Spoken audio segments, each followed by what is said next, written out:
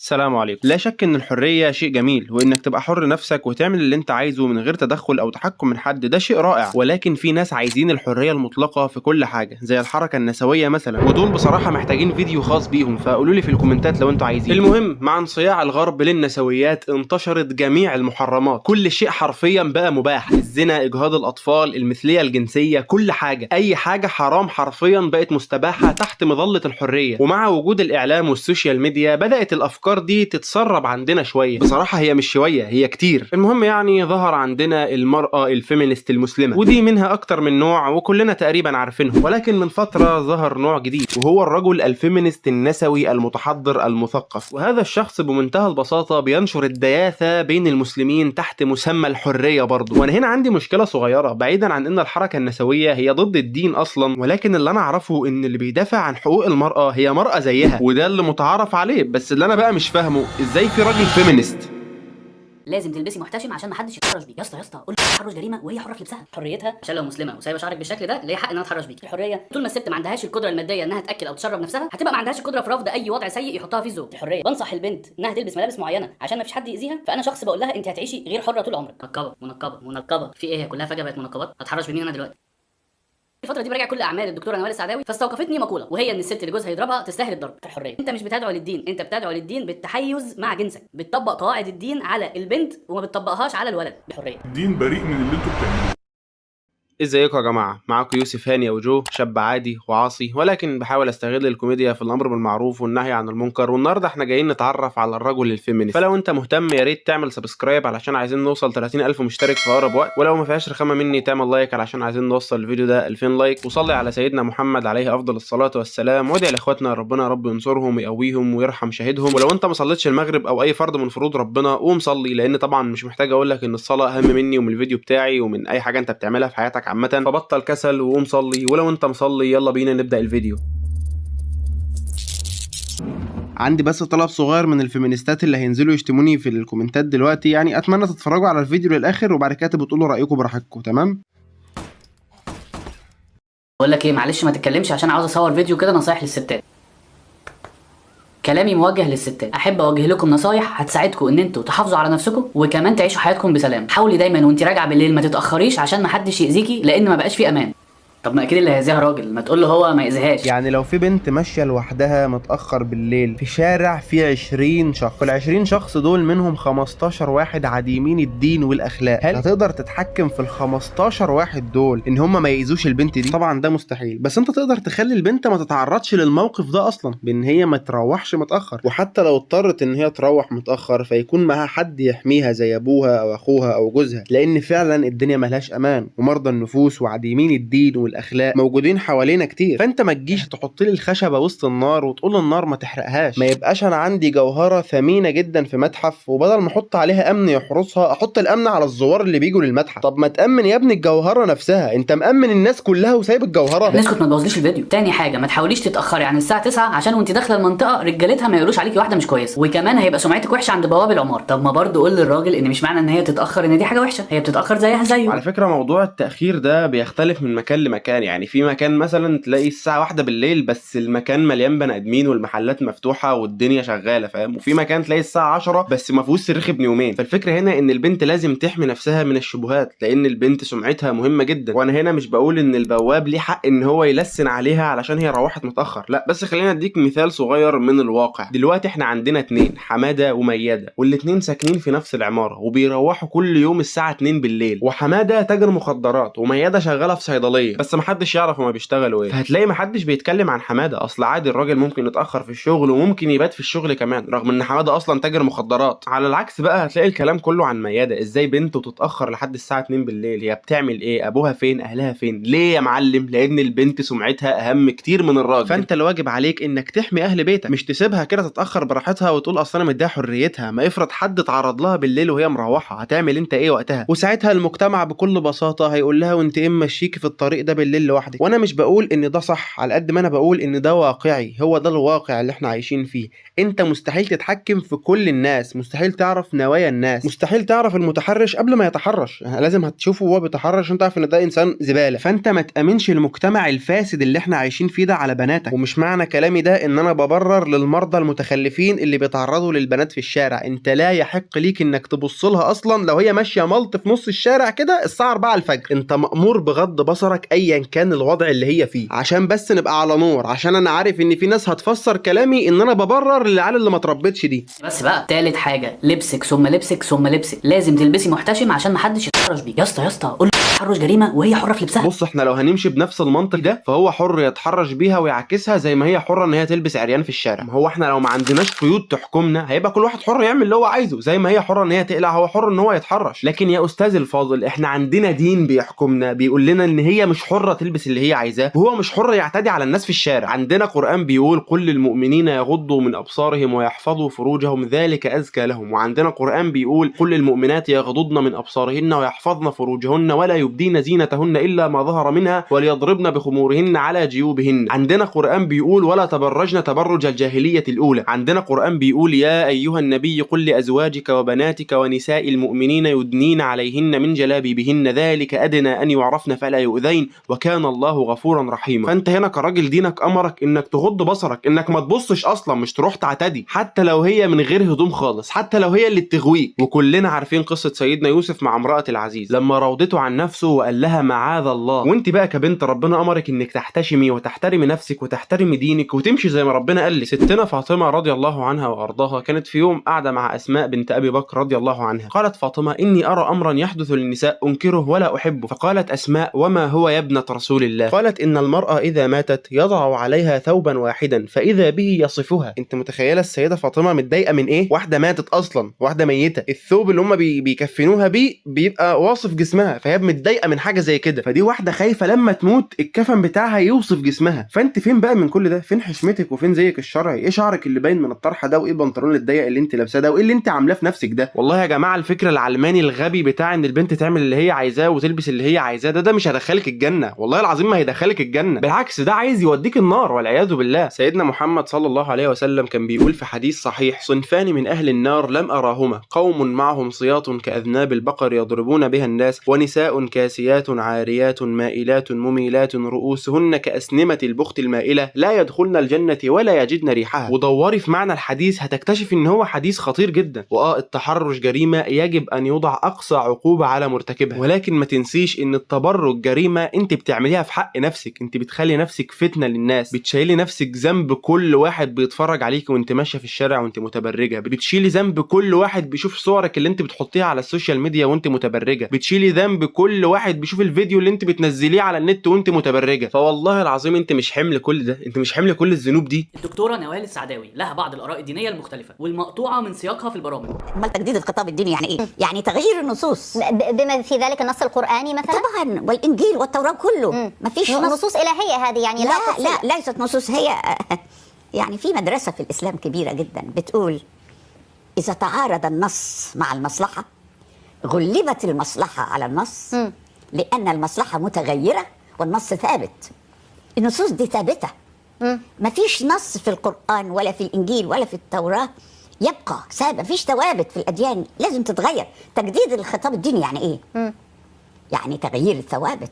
لها بعض الاراء الدينيه المختلفه والمقطوعه من سياقها في البرامج. ولما كل الناس تبقى عريانه مفيش عيب. ليه المرأة تغطى والرجل لا يغطى؟ لا، ما شيء غريب جدا. يعني أنا ليه ضد الحجاب؟ لأنه ضد الأخلاق. لها بعض الآراء الدينية المختلفة. هل حضرتك يعني لا تمانعين في علاقة بين رجل ورجل أو امرأة وامرأة؟ يعني أنا بحكم تربيتي وظروفي وحياتي كل حياتي كانت علاقتي الجنسية مع الرجل. الجنسية. نعم. لا بالنسبة للآخرين. لكن الآخرين هم أحرار.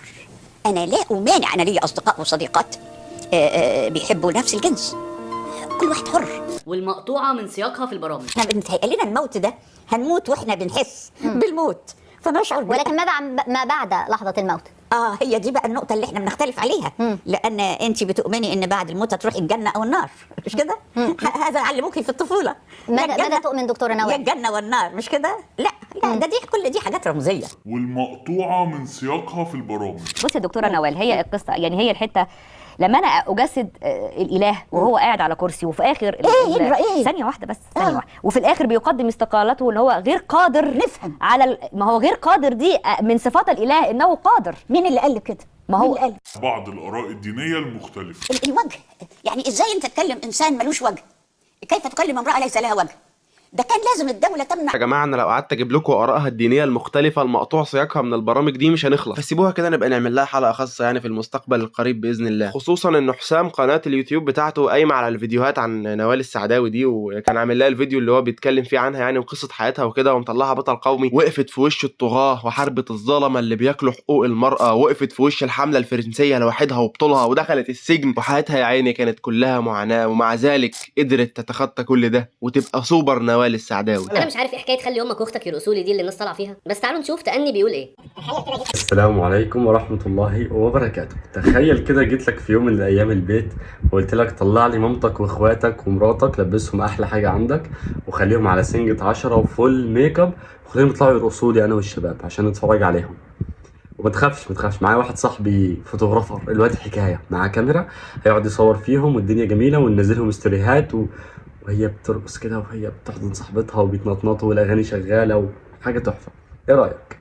طيب تأني هنا بقى بيتكلم في ايه؟ بيتكلم في ان الكلام ده هو نفس فكرة الفرح، اللي هو انت بتجيب مراتك واخواتك وعيلتك كلهم ويلبسوا فساتين ويترقصوا قدام الشباب اللي هم اصحابك والاغاني شغالة ومش عارف ايه، ما دي نفس الفكرة. فهو بيديك مثال على ان ده حرام، طالما انت مش متقبل ده فانت لازم ما تتقبلش ده برضه. ليه نعمل حاجة زي دي منافية للرجولة وفيها معصية لله سبحانه وتعالى؟ يا ريت نصحصح ونبطل ناخد الافكار، نتبنى الافكار الدخيلة المقرفة وننفذها في مجتمعنا، وبيكون شكلها بسيط. انت اتضايقت لما قلت لك هات اهل بيتك يرقصوا لي لان الشكل غير مألوف، انما احنا الفنا بقى في ألفة تجاه الافراح وتجاه المنكر، فبالشكل ده بالنسبه لنا عادي، رغم ان هو اكني جيت لك البيت وقلت لك طلع لي اهلك يرقصوا لي ومعايا واحد يصور، بس انت مش هتتقبلها. انما الفرح قشطه، ده ليله في العمر. اولا المقارنه اللي انت عملتها مقارنه زائفه، مفيش ابدا اي مقارنه بين ان اي حد يطلع يرقص بكامل ارادته او ان واحد يجي يقول لك بقول لك ايه خلي الاثنين دول يرقصوا لي او خلي الشخص ده يرقص لي. دي حاجه ودي حاجه، فما ينفعش ابدا نعمل المقارنه بين حاجتين ما لهمش اي علاقه ببعض، ودي مغالطه منطقيه اسمها المقارنه الزائفه. طيب وهنا بقى بيقول ان دي مقارنة زائفة ليه؟ لان هو مرجعيته مرجعية اخلاقية مجتمعية، والاخلاقيات المجتمعية هي شيء مطاط بيتم تغييره ما بين المجتمعات. يعني على سبيل المثال في مجتمعات اجهاض الاطفال فيها شيء عادي، في مجتمعات الزنا فيها شيء عادي، في مجتمعات في مصر شرب الخمرة فيها شيء عادي. فالاخلاقيات المجتمعية هي شيء متغير من مكان لمكان لان البشر هم اللي حاطينها، وعلشان كده مرجعك الاخلاقي لازم يكون من الدين مش من المجتمع،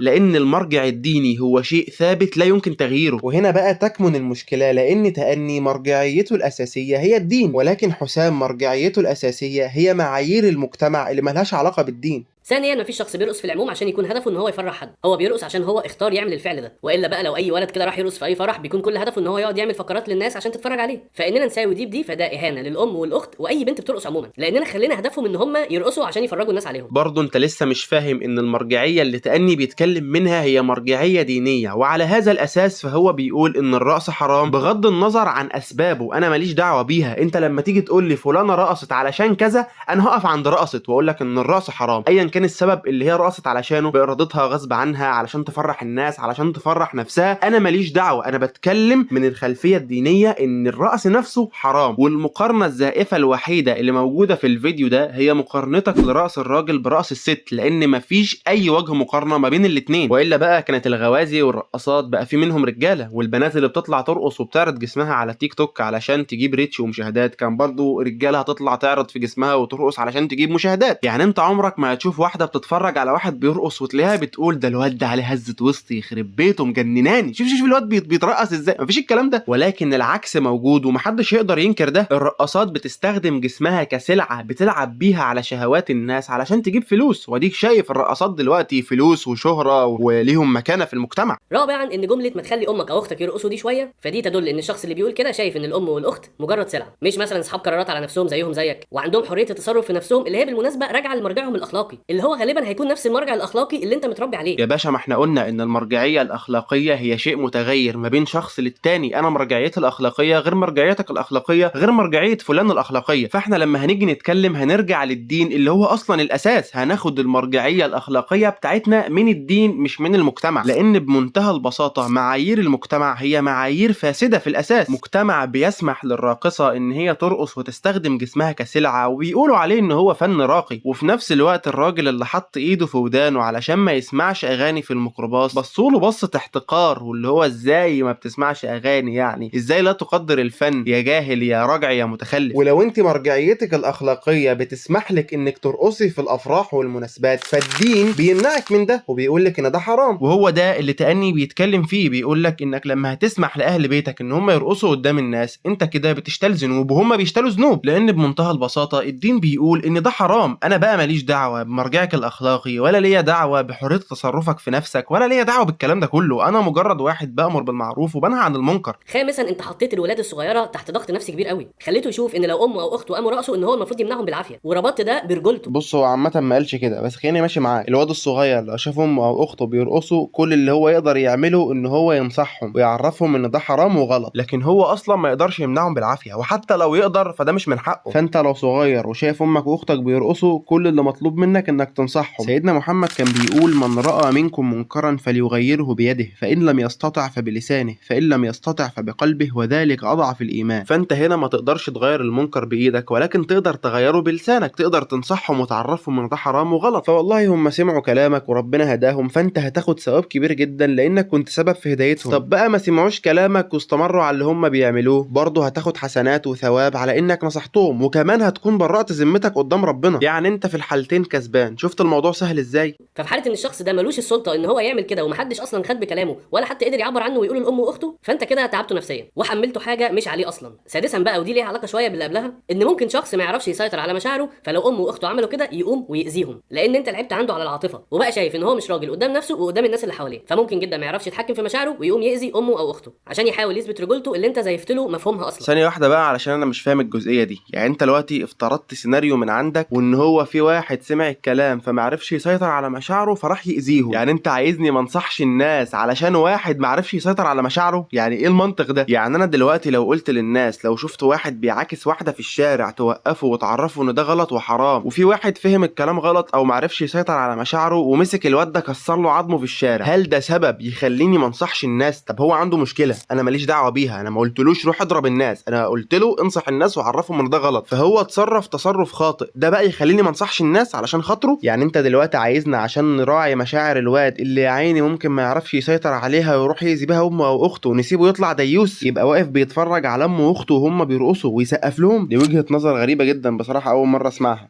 معلش انا قلت 6 حاجات بس انا افتكرت كده حاجه 7، فاحب اقول سابعا، حضرتك هنت ونظرت فئه كبيره قوي من المجتمع حضرتك عايش في وسطهم، واتهمت كل البنات او الستات اللي ممكن يرقصوا في فرح ان هم بيرقصوا عشان يفرجوا الناس، واتهمت كل رجالتهم ان هم اصلا مش رجاله، فاظن عيب شويه يعني. واخيرا احب اقول ان الكلام اللي اتقال ده مش هدفه نصيحه ابدا، الكلام ده مجرد تحريض، النصيحه بيكون ليها اصول. انا مش عارف فين التحريض في الكلام اللي تأني قاله. انا حاسس انت شفت فيديو تاني غير فيديو تأني. هو كل اللي هو قايله جايبه من الدين. الواحده اللي بترقص قدام الرجاله بتشيل ذنوب، وهو لي امرها اللي سايبها ترقص قدام الرجاله بيشيل ذنوب، ده اللي هو قاله. وعلى فكره هو ما اتهمش البنات والستات ان هما بيرقصوا علشان يفرجوا الناس، انت اللي بتتهمه ان هو قال كده وهو ما قالش كده. وعلى فكره الراجل اللي سايب اهل بيته يرقصوا قدام الرجاله علشان بس المجتمع بيقولوا ان دي حاجه عاديه، فيعني ده راجل عنده مشكله. والشخص اللي بيعمل الحرام وشايف انه حاجه عاديه وحجته ان في فئه كبيره من المجتمع بتعمل الحرام ده فيعني ما جاتش عليا، ده لازم يراجع علاقته مع ربنا ويراجع نفسه في الدين، لان هو كده رايح في 60 داهيه. وعشان كده انا ضد اي شخص بينصح وما عندوش حتى درايه ضئيله بعلم النفس او بالمنطق، لان من غير الاثنين دول هو مش هيقدر يوصل المعلومه للشخص اللي قدامه او النصيحه. وكل الكلام اللي انت قلته ده ما هو الا استفزاز لمشاعر الشخص اللي اتخرج منه عنف وكره تجاه اللي قدامه. يا باشا انت بتحاسب الراجل على سيناريو تخيلي انت رسمته في دماغك ليه؟ بجد والله انا مش فاهم. يعني انت اللي افترضت ان اللي هيسمع الكلام اللي تأني قاله ان هو غير سوي نفسيا وهيروح يأذي اهله، واتهمت تأني ان هو قال ان كل اللي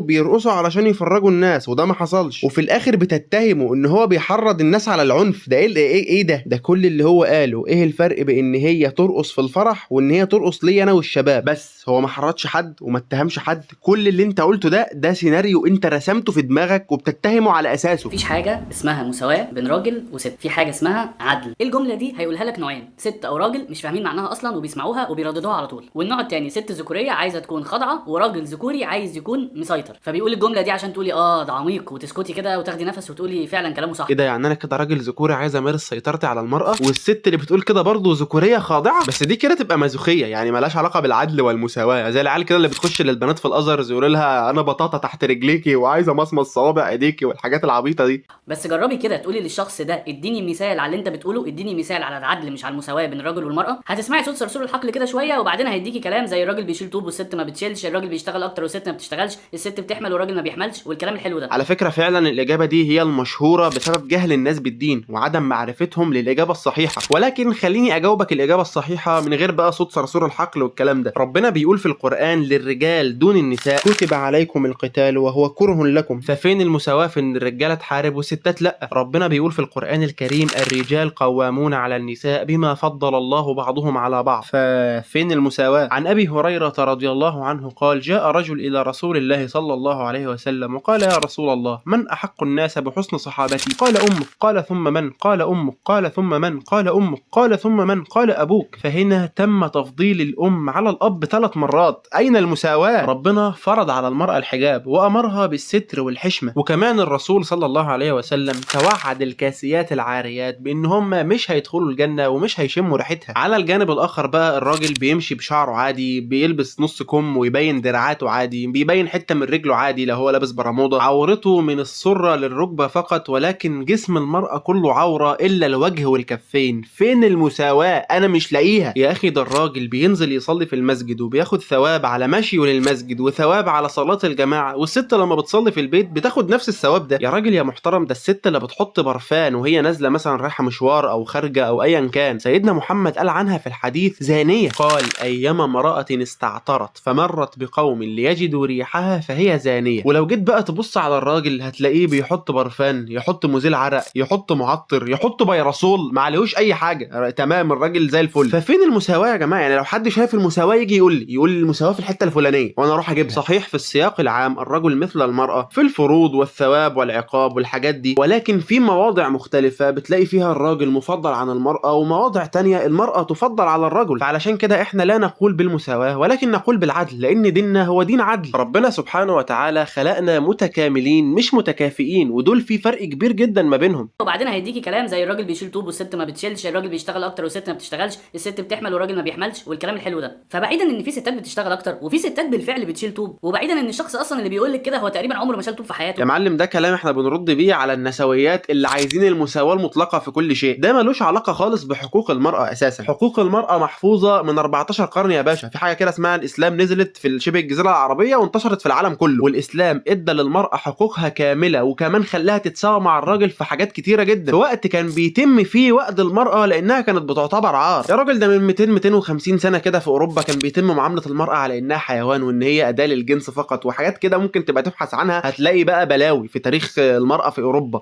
بس ما اللي انت بتقوله ده بديهي، احنا فاهمينه دينيا ومنطقيا. ايه دخله في المساواه في التعليم وفي احكام المجتمع وفي الاقتصاد؟ ايه دخله بسلطه الشخص على نفسه وحريته في تصرفاته؟ ايوه، سلطه الشخص على نفسه وحريته في تصرفاته، هي دي النقطه اللي احنا بنختلف فيها. انا معاك في المساواه في التعليم والامور المجتمعيه والكلام ده كله تمام، ومعاك كمان في ان في بعض المجتمعات بتسلب المراه حقوقها زي احقيتها في التعليم او الميراث او حتى اختيار الزوج، وعلى فكره ده ضد الدين اصلا، واحنا بنهاجمه وبندافع عن حقوق المراه وبنطالب بيها كمان. ولكن في فرق انك تدافع عن حقوق المراه وانك تدافع عن شهوات المراه. يعني الفيديو اللي فات لما تأني اتكلم عن الرقص وان هو حرام وانك ما ينفعش تسيب اهل بيتك يرقصوا قدام الناس، وقتها انت قلت ان البنت اللي بترقص علشان هي اختارت تعمل كده، وان هي ليها حريه التصرف في نفسها واتخاذ قراراتها والكلام ده كله. بس اللي انت بقى مش فاهمه ان انت حر ما لم تتعدى حدود الله. باشا انت حريتك واقفه عند الحدود اللي ربنا حاططها لك. ربنا حاطط لك قوانين وقال لك امشي عليها هدخلك الجنه. سيدنا محمد صلى الله عليه وسلم قال كل امتي يدخلون الجنه الا من ابى. قيل ومن يأبى يا رسول الله؟ قال من اطاعني دخل الجنه ومن عصاني فقد ابى. فحضرتك لما تقول في فيديوهاتك ولو بشكل غير مباشر ان البنت من حقها تقلع زي ما هي عايزه، من حقها ترقص قدام الناس زي ما هي عايزه، من حقها ان هي تعمل اللي هي عايزاه، فانت كده مش بتطالب بحريتها، انت بتشجعها على معصيه ربنا. وده شيء لو تعلم يعني عظيم جدا. يعني تخيل مثلا واحده تقلع الحجاب بسببك، او مثلا واحده اقتنعت بكلامك في موضوع الرقص، هيجوا يوم القيامه هيلبسوك، هيقولوا له يا رب حسام هو اللي اضلنا، وساعتها بقى مش هتعرف تقول الكلام اللي انت بتقوله دلوقتي اللي هو انا ما قلتش للبنات تقلع، انا ما قلتش للبنات تعمل كده، انت قلت كذا وكذا وكذا، وكلامك ده كان سبب في ان فلانه وفلانه وفلانه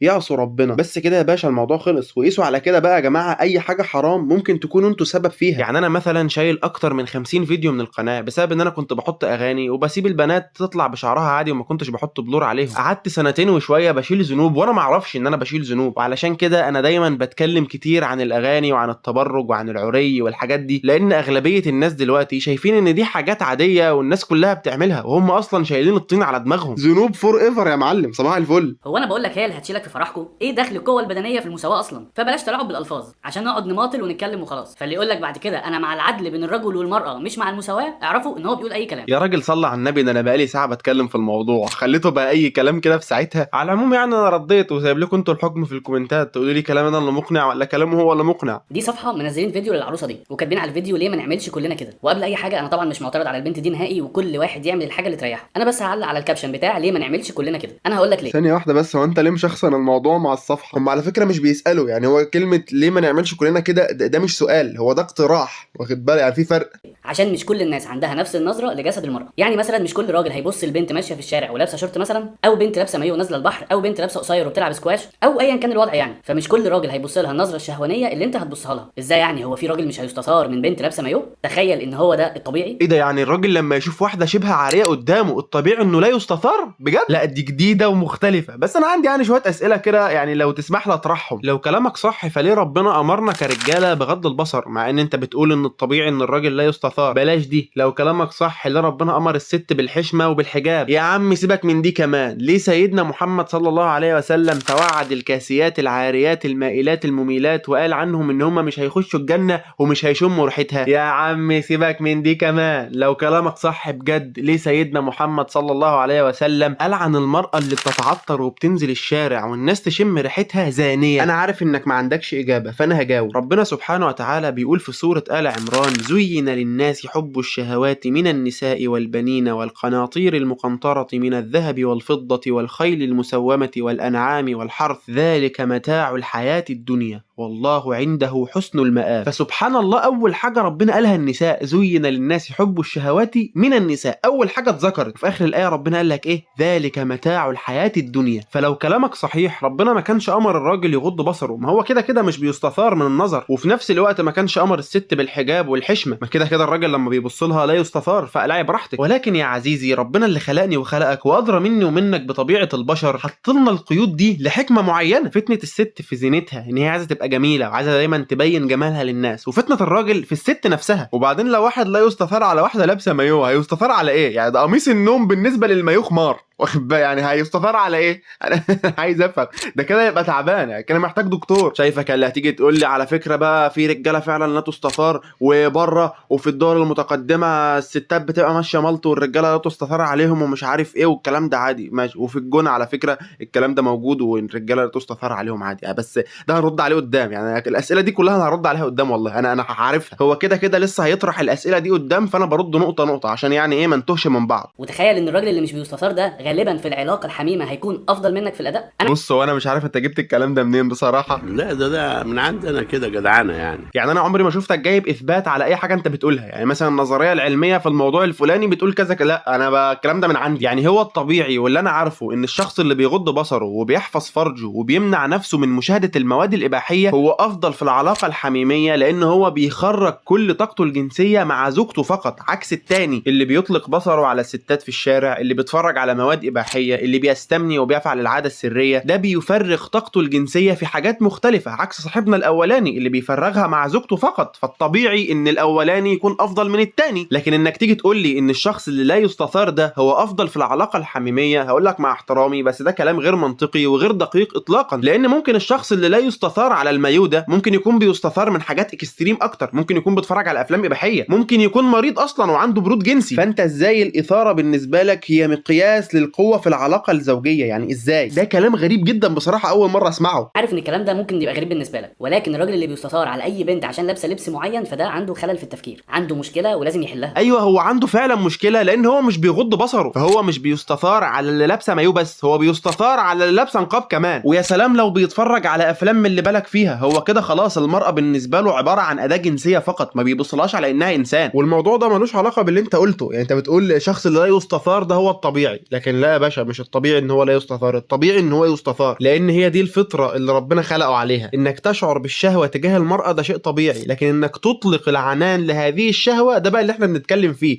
ده بقى الحرام، ده الغلط. لانها غالبا بتاذي غيره، وغير كده هي مبوظه كل جوانب حياته التانيه. كل حاجه بتبدا بالعقل، وانت كراجل لو بتشوف حاجه زي دي وبتتجنن فانت محتاج اعاده تاهيل لشخصيتك من الاول وجديد. طيب دلوقتي انت قلت له انت مريض ومحتاج اعاده تاهيل وعندك خلل وما اعرفش ايه، طب فين الحل؟ ولا هو الحل بالنسبه لك ان هو يبقى لا يستثار اطلاقا؟ بص يا صديقي اللي بتتفرج عليا دلوقتي، الشهوه هي شيء فطري في الانسان، ولو انت اطلقت العنان لهذه الشهوه يعني لا مؤاخذه بقيت زيك زي الحيوان. وعلشان كده ربنا امرك بغض البصر، لان البصر هو البدايه اصلا، انت اول حاجه بتعملها انك بتبص. وانا كنت اتكلمت باستفاضه اكتر عن زنا النظر في الفيديو اللي انا عملته مع احمد ايهاب، تقدر تروح تشوفه، هتلاقيه عندك هنا في الاي او تحت في الديسكريبشن. ولو هنرجع لاصل الموضوع واللي هو ليه كلنا ما نلبسش كده او ما نعملش كده، اللي هو الكابشن بتاع الفيديو، فهو عشان مش كل بنت شايفه انها محتاجه تلبس كده، ومش كل راجل شايف ان البنت المفروض تلبس كده. الموضوع مش في بالهم اصلا، هم مش باصين للجسم بالشكل اللي انت باصص للجسم بيه. ايوه الاراء الشخصيه بقى والمعتقدات الشخصيه دي ايه علاقتها بالدين؟ ما هو اصل ايا كانت نظرتك الشخصيه للمراه ده لا يغير الدين في شيء، هيفضل الحجاب فرض برضه. هو انتم مفكرين ان اللي بتلبس الحجاب دي بتلبسه علشان نظره الناس ليها؟ يعني اللي بتلبس الحجاب ده يا جماعه بتكون لابساه علشان ترضي ربنا مش علشان ترضي الناس. اللي بتلبس واسع او بتلبس نقاب دي بتبقى برضه بترضي ربنا مش بترضي الناس. فانت بقى ما تقعدش تقول لي اصل مش كل الناس بيبصوا لجسم المراه زي ما انت بتبص له. يا عم ان شاء الله يكون هو شايف جسمها ده كوس كنز، الحجاب فرض برضه.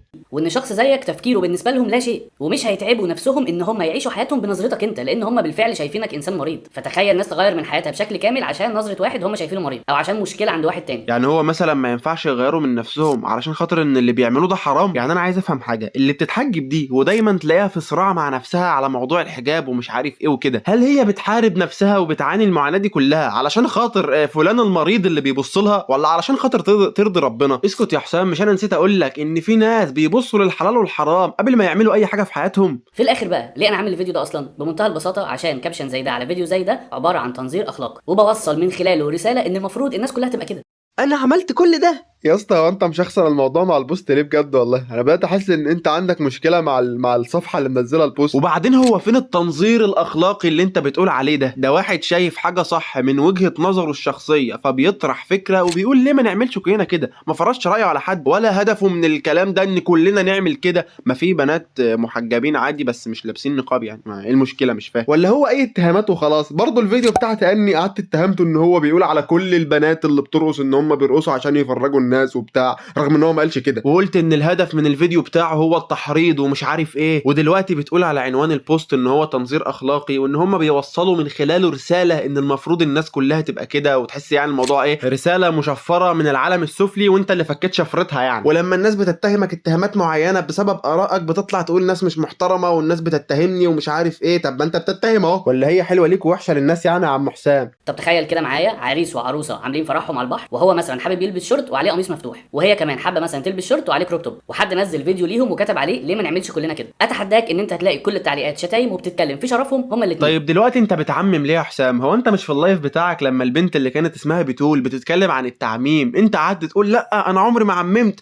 وانا عمري ما قلت كده وانا عمري ما اعرفش ايه، وكنت تقريبا بتتكلم عن دكتوره تقريبا نوال السعداوي يعني، وقعدت تقول برضه هي عمرها ما عممت وهي مش عارف ايه. طب انت دلوقتي بتعمم ليه؟ مش كل الكومنتات هتكون بتشتم، مش كل الكومنتات هتكون بتنصح، مش كل الكومنتات هتكون متقبله. متقبله، مش كل الكومنتات هتكون بتمدح، واخد بالك؟ زي برضو الفيديو اللي انت جايبه بتاع العروسه المنتقبه دي، كان في كومنتات بتشتم، وكان في كومنتات بتتريق، وكان في كومنتات بيقولوا عليها ان هي خيمه، وكان في كومنتات بتقول عليهم ان هم متخلفين ومتشددين ومش عارف ايه. فمش كل الناس هتتقبلك حتى لو انت صح، ومحدش يقدر يجبرك على شيء طالما انت مش عايز تعمله، حتى لو الشيء ده هو الصح. فاللي عايز يلبس شورت واللي عايزه تلبس كروب توب، ما انتوا حرين يا جدعان، ما هو احنا حاسب مكانكم، ما كل واحد بيشيل شيلته في الاخر. يعني انا لما اتكلم على الحجاب واقول ان هو فرض، وان اللي مش محجبه ليها عقاب عند ربنا ومش عارف ايه، هل انا بعد ما بخلص كلامي ده باجي اخبط على باب بيتك اشوفك اتحجبتي ولا لا؟ ولو ما اتحجبتيش بحجبك غصب عنك؟ لا يا باشا، كل واحد يعمل اللي يريحه ويعمل اللي هو شايفه صح. لكن ده مش هيمنعني ان انا انكر عليك اللي انت بتعمله، واقول للناس كمان ان ده غلط وما ينفعش يعملوه. ما هو عدم اللامؤاخذه يعني لما انا اشوفك بتعمل حاجه غلط وحرام وما انكرهاش عليك وما اقولكش ان ده غلط وحرام، انا كده ابقى زيك، ما انا متقبل الحرام اللي انت بتعمله. الشيخ علاء حامد ربنا يجازيه خير يا رب كان قال جمله حلوه قوي، قال لك الانسان الصالح علشان يبقى صالح لازم يكون مصلح. حاسسكم مش فاهمين حاجه، مش عارف ليه، بس يعني فكروا فيها دقيقه بس وانا هشرح لكم. وهتحس ان هم بيحاولوا يفرضوا عليك اللي هم بيعملوه، اللي هو شيء شخصي للغايه، اللي هو لبسهم. فيا ريت نسيب الناس كلها في حالها وكل واحد يلبس اللي يريحه. وعشان تاخد حريتك مظبوطه فحاول ما تتدخلش في حريه غيرك، ولا تحاول تفرض حاجه على حد، ولا حد يحاول يفرض حاجه عليك، لانها بكده هتتحول لخناقه وعدم تقبل للاختلاف اللي بيننا.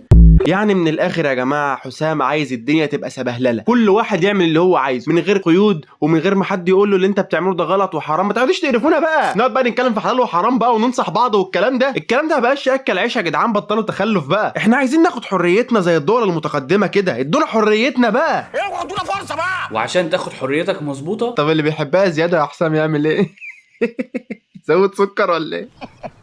والله دمي خفيف، يخرب بيتك يا فواز، عسل عسل. للاسف يا جماعه بقى في فئه كبيره جدا من الناس بتفكر بنفس التفكير ده، واللي هو يا عم ما تسيب الناس تعمل اللي هي عايزاه، هو انتوا هتتحاسبوا مكانهم؟ ما تخليكم في حالكم يا جدعان، ما اللي يقلع يقلع واللي يلبس يلبس واللي عايز يعمل حاجه يعملها طالما ما بيضركش في حاجه. يا باشا ما انت لو ما انكرتش المنكر حتى لو مش بتعمله فانت متقبله، فانت كده معاهم. وبعدين واجب على كل مسلم الامر بالمعروف والنهي عن المنكر، كنتم خير امه اخرجت للناس تامرون بالمعروف وتنهون عن المنكر. انا تعبت منكم والله يا جدعان، انا هجيب لكم الشيخ علاء حامد بقى اللي يتفهم معاكم عشان انا تعبت. في بعض الآثار أن الله أرسل الملائكة إلى قرية فقالوا يا رب إن فيهم فلان رجل صالح، قال به فابدأوا. الله ده ما بيعملش الذنب، قال به فابدأوا. ليه؟ فإنه لم يتمعر وجهه من أجل قط، يعني ما فيش مرة وشه كده يتغير لما بيشوف إيه ذنب أو معصية. يبقى عندنا اللي ما بيعملش الإيه، ما بيعملش الذنوب والمعاصي ديت لكن مش بينكر خالص، مش بيتفاعل مع المنكر، ده في خطر ان العقوبة تنزل عليه كعقوبة برضو. ان الصالح لا يكون صالح الا اذا كان مصلح، برافو عليكم. اذا لم يكن مصلح لا يسمى صالح. والعصر ان الانسان لفي خسر الذين امنوا وعملوا الصالحات بس وتواصوا بالحق وتواصوا بالصبر. اذا اللي مش بيتواصى بالحق داخل في ان الانسان لفي خسر، يبقى ده مش صالح في الحقيقة. ان الصلاح يلزم انك انت تنكر المنكرات، ده من الصلاح، ده من الهداية. اما اذا كنت لا تنكر فانت مش صالح، يعني صلاحك ناقص، بالتالي انت صاحب ذنب ومعصية برضو. الذنب مش هو اللي بيتعمل، بس انت بتعمل ذنب تاني اسمه ترك انكار المنكر، السكوت عن المنكر فضلا عن الرضا بقى بالمنكر، دي اسوأ واسوأ. تمام. بعض الناس ما بيعملش منكرات بس راضي بيها، ده زيه زي اللي بيعمل. هعرض عليك صورتين وقول لي حسيت باثاره ولا لا. دي بنت بتلعب سكواش ودي بنت لابسه مايو وبتعوم. اخر فيديو نزلته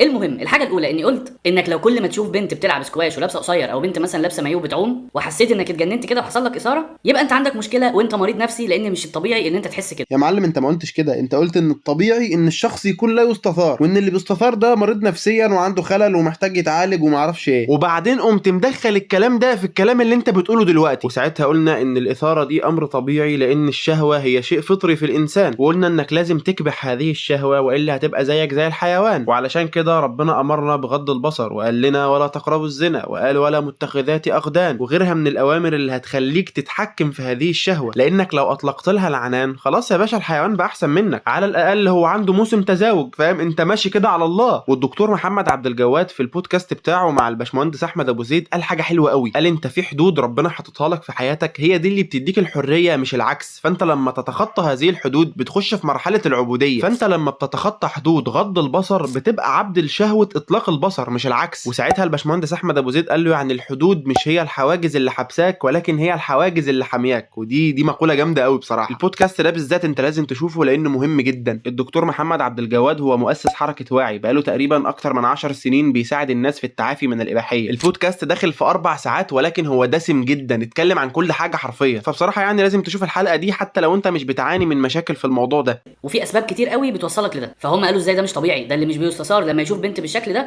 هو اللي مش طبيعي. فتعالى اكلمك فيها بالمنطق وبالعقل. هل تعتقد ان كل الذكور اللي بيشوفوا ماتش الاسكواش سايبين كل حاجه ومش على بعضهم بسبب لبس البنت القصير؟ او حتى اللي بيتفرج على بطوله سباحه كل دماغه في المايوه اللي البنت لابساه؟ تبقى ضايع لو فاكر كده. طب هل حضرتك تقدر تثبت لي ان كل اللي بيتفرجوا على سباق السباحه دماغهم في السباق؟ ما هو زي ما مش كل الناس مركزين في اللي هي لابساه اكيد مش كل الناس مركزين في السباق، يعني فاهم؟ يعني فين بقى العقل والمنطق في اللي انت بتقوله؟ طب بلاش دي، الناس اللي عايشين في اوروبا مثلا وتقدر تدخل على جوجل وتكتب شوارع اوروبا لايف، ووقتها شوف ازاي الرجاله ماشيين جنب البنات، واغلبهم ده لو ما كانش كلهم محدش فيهم بيبص. وادخل شوف بنفسك وسيبك من الابحاث التعبانه بتاعت الناس اللي بيقولك التحرش في اوروبا اكتر من عندنا دول. يعني انت مصدق اللي انت بتقوله؟ يعني بجد والله يعني ده مقياس بالنسبه لك؟ طب ما بسيطه يا معلم، روح افتح برضه شوارع القاهره لايف هتلاقي الناس برضه ماشيين جنب بعض ومحدش بيبص للتاني وكل واحد مشغول في حياته. يعني انت بالنسبه لك ده مقياس يخلي اوروبا احسن مننا يعني؟ حسام انت كل مره بتبهرني على فكره، كل دقيقه بتقول حاجه اغرب من اللي قبلها، دي اغرب حاجه انا سمعتها لحد دلوقتي. وبعدين هو قال لي شوف بنفسك وسيبك من الابحاث التعبانه. يعني ايه؟ يعني سيب الابحاث اللي بتتعمل على مدار فتره طويله بيتجمع فيها بقى البلاغات وبيتم احصاء فيها عدد النساء اللي تعرضوا للموضوع ده ومش عارف ايه، واسيب الكلام ده كله واروح افتح شوارع اوروبا لايف 5 دقايق ما الاقيش حد اتحرش بحد.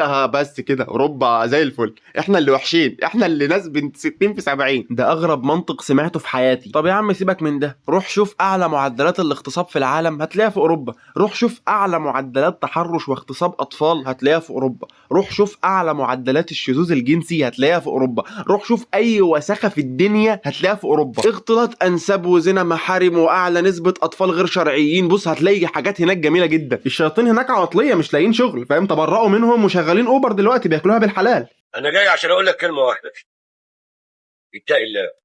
وسيبك من الابحاث التعبانه بتاعت الناس اللي بيقولك التحرش في اوروبا اكتر من عندنا. صحيح يا حسام، ده انت بتصدقش الابحاث دي عشان ابحاث تعبانه فعلا. لا انت روح بقى اتفرج على شوارع اوروبا لايف وشوف بقى الاغتصاب هناك عامل ازاي. اتفرج بقى هتلاقي بقى واحد بيغتصب واحده كده في نص الشارع قدام الكاميرات عشان تتاكد، وعدهم بقى عدهم حاله حاله. الحالات اللي انت شفتها عدها حاله حاله عشان تعرف ان اعلى نسبه اغتصاب موجوده في اوروبا. اصل احنا ما بنصدقش الابحاث التعبانه دي يا جدعان، يعني هاتوا لنا فيديوهات اغتصاب لايف عشان نصدق. وما تجيش تقول لي ماشي اوروبا كده بس هم كده عشان الحرام عندهم سهل وبيعملوه، لانك كده بتعمل لنفسك مشكلتين. اول مشكله ان انت بتقول اللي هم بيعملوه مع بعض بالتراضي حرام، وان انت بصك على البنت اللي رايحه واللي جايه مش حرام. والحاجه الثانيه ان سواء كنت مسلم او مسيحي فانت بتصدر للعالم ان الدين بتاعك ما قدرش يطهرك من جوه، وانه اداك احكام غلط عشان ما تعملش حرام، فبناء عليه بقيت بتعمل حرام تاني. وطبعا حشانا ان يكون الدين كده انت اللي مريض. انتوا عارفين يا جماعه اكتر حاجه بتعجبني فيه ايه؟ ان هو بيطرح سؤال من عنده وبعدين بيخلق مشكله مش موجوده غير عنده، وبعدين بيجاوب اجابه غلط برضه من عنده. يعني هو مين اللي قال ان اللي هم بيعملوه في اوروبا ده حرام واللي بيحصل عندنا انك تبص على واحده ماشيه في الشارع او تعاكس واحده او ايا كان مش حرام؟ وبعدين يعني ايه اذا كنت مسلم او مسيحي فانت بتصدر للناس اللي بره ان دينك ما قدرش يطهرك من جوه ومش عارف، يعني هم يعني بيصدروا لنا فراوله؟ ما لا مؤاخذه يعني كل الخرا متصدر لنا من بره، الافلام الاباحيه، الشذوذ الجنسي، العلمانيه، النسويه، كل الحاجات دي متصدر لنا من بره. وخلي بالك هم عندهم دين برضه، فهل هم كده بيصدروا لنا ان الدين بتاعهم ما قدرش يطهرهم ولا هم اللي علم وسخه؟ لا مؤاخذه يعني في اللفظ. يعني مثلا الزنا اللي انتوا بتسموه مساكنه وطالع لنا في المقدر جديد اليومين دول، انت طلعت عملت فيديو عنه وعن الراجل اللي كان بيقول انا بنتي تعمل مساكنه زي ما هي عايزه ومش عارف ايه، وقلت ان هو كل واحد حر وان انت متقبل الموضوع عادي وان كل واحد يعمل اللي هو عايزه ومش عارف ايه، وكنت متقبله حتى لو انت مش هتعمله. انا كحسام ما بحبش فكره المساكنه، ممكن يكون لاسباب دينيه او حتى نفسيه او حتى حاجات من المجتمع كده جوايا. المهم ان انا كحسام برتاح في النهايه انه يكون زواج رسمي، ولكن ده معناه ان انا شايف ان انا الصح وباقي الناس كلها غلط، او شايف نفسي ان انا احسن من الطرف اللي بيأيد فكره المساكنه او عايز يتعايش معاها؟ لا، ولا انا احسن منهم ولا هم احسن مني. لا وكمان انا مش شايفهم غلط اصلا. هو الدين اللي انت عليه قال ان ده عادي؟ هل الدين اباح الزنا اللي هي المساكنه دي يعني؟ لا والله، ده ربنا قال في القرآن ولا تقربوا الزنا انه كان فاحشة وساء سبيلا، وقال والذين هم لفروجهم حافظون الا على ازواجهم او ما ملكت ايمانهم فانهم غير ملومين. وعقاب اللي يعمل كده لو مش متجوز بيتجلد، ولو متجوز بيرجم حتى الموت سواء كان راجل او ست. فانت فكرك ده ضد الدين، هل انت كده بقى دينك ما قدرش يطهرك وما قدرش يعلمك والكلام اللي انت بتقوله ده كده؟ يا باشا انت لا تمثل الا نفسك. يعني مثلا موقف حصل معايا في الجيش، كنت انا لسه رايح العنبر جديد وما كنتش اعرف حد وبتاع، فتعرفت على واحد دمياطي ابن بلدي، فطبعا بقى انا لسه مستجد وماليش سرير وماليش دولاب والحاجه بتاعتي خايف ان هي تتسرق وبتاع، فصاحبي ده قال لي يا عم عيب عليك يا عم، عين لك حاجتك معايا في الدولاب وانا خلاص هسلم كمان كام يوم وهديهولك وما اعرفش ايه وكلام من ده. سبت حاجتي عنده، نزلت اجازه ورجعت لقيته سرق الحاجه راح سلم بيها والدولاب كمان ما طلعش بتاعه فاهم؟ فانا اتسرقت وما خدتش الدولاب كمان. فواحد من الرجاله بعد ما سمع الموضوع قال لك هم الضمايطه كده ولاد كذا وقام شاتم. فقلت له هو انت بتعمم ليه؟ واحد زي ده ما بيمثلش الا نفسه، مش بيمثل بلده، واحنا مش في الاولمبياد. يعني هو انت لو وحش هيبقى كل الناس اللي من بلدك وحشين؟ اكيد لا. كذلك الشخص اللي بيستبيح ما حرمه الله زي الزنا او انه يبص على البنات في الشارع، ده لا يمثل الدين في شيء ولا بيصدر للعالم ان الدين بتاعه ما طهروش وبتاع، لان الدين بريء من اللي هو بيعمله. الدين بيقول ان اللي انت بتعمله ده حرام، فانت لو عملته انت اللي هتشيل شيلتك، انت بتمثلش الدين في شيء. وبالنسبه بقى لموضوع المساكنه والاستاذ هاني اللي طالع يقول انا بنتي حره وما اعرفش ايه، يا باشا انت حر انت وبنتك واعملوا اللي انتوا نفسكم فيه، بس لما تيجي يوم القيامه تلاقي نفسك بتتحاسب على اللي هي عملته ما تبقاش تزعل. اصل انت شكلك ما سمعتش عن حديث كلكم راع وكلكم مسؤول عن رعيته. يلا مش مشكله بقى يوم القيامه تبقى تكتشفوا بقى باذن الله. طب بقول لك ايه، سيبك من اوروبا خالص. هل فاكر ان كل العائلات الكبيره اللي هم بيكون فيهم بنات وولاد كتير قوي وبيروحوا الساحل او غيره وبيكونوا كلهم لابسين مايوهات او شايفين ناس حواليهم لابسه مايوهات، هل تفتكر كل دول عايشين يستثاروا على بعض؟ يا اخي مش منطقي ولا حقيقي اصلا.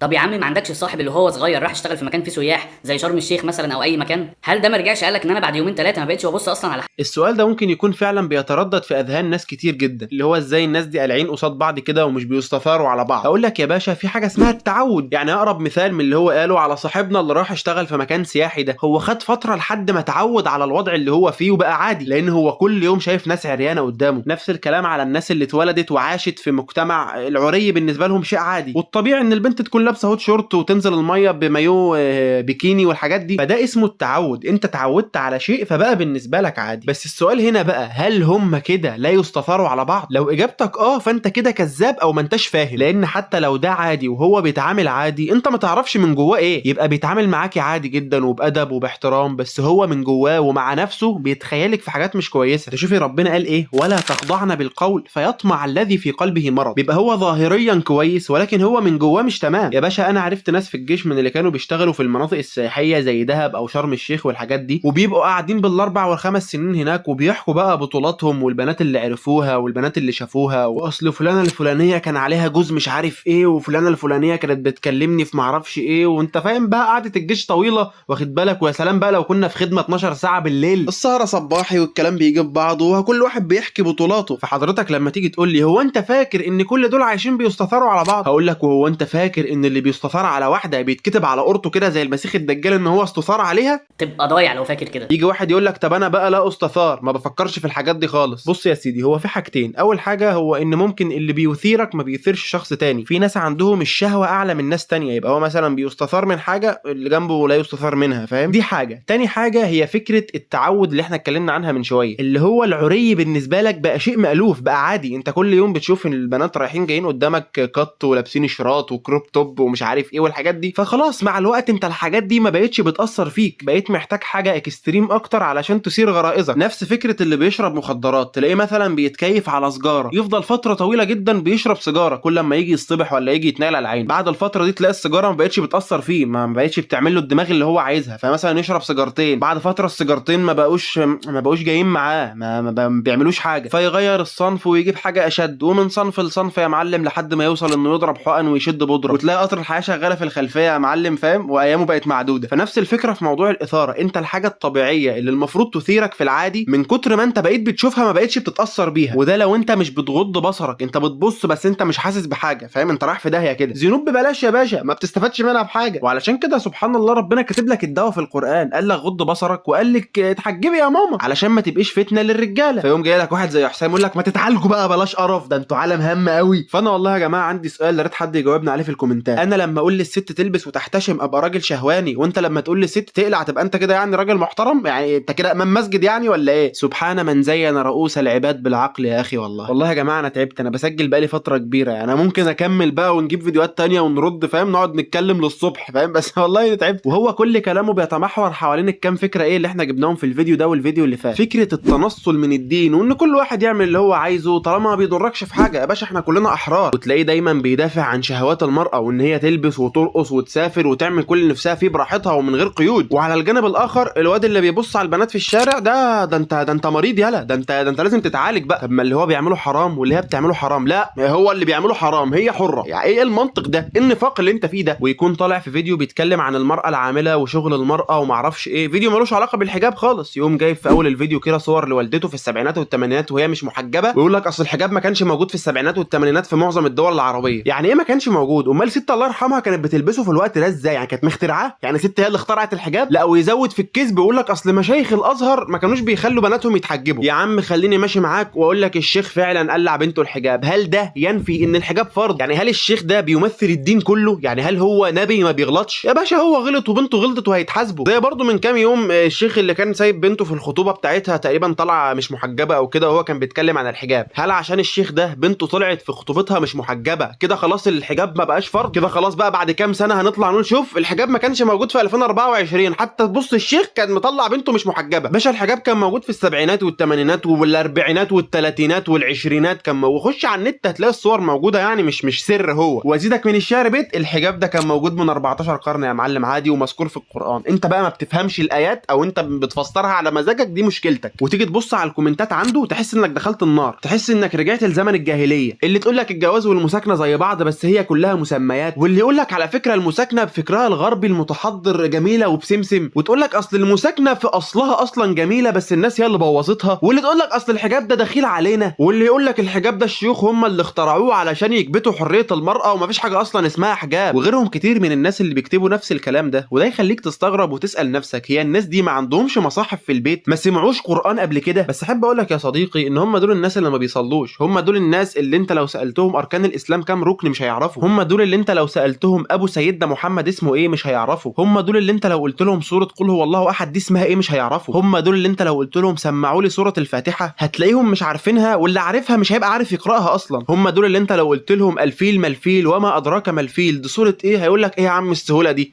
سوره الفيل طبعا، مش هيبقى عارف ان ده مش قران اصلا وانها من مؤلفات مسيلمه الكذاب. هم دول اللي ما عندهمش درايه بابسط الامور في الدين، وتلاقيهم بمنتهى البجاحه بيحللوا الحرام لا وكمان بينكروا الفروض. شوف الفجر واصل لفين. وتيجي تكلمهم يقول لك يا عم الايمان في القلب وربنا غفور رحيم، ولما تخش معاه في نقاش وتيجي تتكلم في الدين يقول لك بص هو بعيدا عن الدين. خد يلا خد، هو ايه اللي بعيدا عن الدين دي؟ امال انت مرجعيتك ايه؟ الاتحاد المصري لكره القدم ولا ايه؟ يعني نطلع على الفيفا ولا نجيب الكابتن رضا عبد العالي يحكم ما بيننا؟ والله يا جماعه وانا قاعد بتكلم كده جه في بالي خواتيم سوره المؤمنون لما ربنا قال للناس اللي زي دول الم تكن اياتي تتلى عليكم فكنتم بها تكذبون قالوا ربنا غلبت علينا شقوتنا وكنا قوما ضالين ربنا اخرجنا منها فان عدنا فانا ظالمون قال اخسأوا فيها ولا تكلمون. وفي اواخر الايات قال افحسبتم انما خلقناكم عبثا وانكم الينا لا ترجعون فتعالى الله الملك الحق لا اله الا هو رب العرش الكريم. فانت تحس انك شايف الايات دي رأي العين قدامك، ناس بتنكر الحجاب وناس شايفه ان الزنا شيء طبيعي بعد ما اتغير اسمه وبقى مساكنه. الحمد لله الذي عافانا مما ابتلى به غيرنا. اللهم ارنا الحق حقا وارزقنا اتباعه وارنا الباطل باطلا وارزقنا اجتنابه. اللهم يا مقلب القلوب ثبت قلوبنا على دينك. اللهم لا تجعل مصيبتنا في ديننا يا رب ولا تجعل الدنيا اكبر همنا وافرق بيننا وبين القوم الظالمين وحسبنا الله ونعم الوكيل. اقول قولي هذا واستغفر الله لي ولكم. سبحانك اللهم وبحمدك اشهد ان لا اله الا انت استغفرك واتوب اليك. السلام عليكم.